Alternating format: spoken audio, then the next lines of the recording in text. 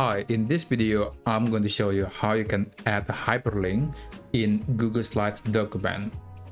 First, you have to select the text or the content that you want to insert or infuse the hyperlink. So for the first example, I'm going to select this text. I'm going to apply some link here.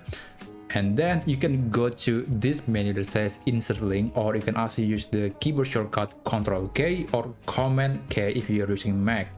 And after that, you can paste the link right here, or you can also just paste the link of a different document on your Google account, or you can also just put a section or basically create a shortcut to a different slide in this presentation. That would be very helpful if you want to navigate quickly to a specific section in your document. But in this case, I'm going to copy this Google URL and I'm going to paste it right here.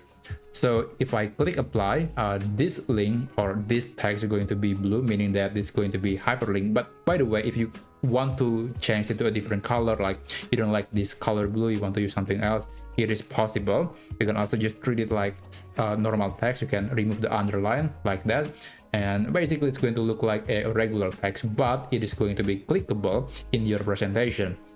So anyway, if you go ahead and click this link, it will bring you to the page or the section where you link to that. But of course, this feature is not limited to just text. You can apply this to a shape, to chart, and even an image. You just need to click on the content or the element and then click this option again.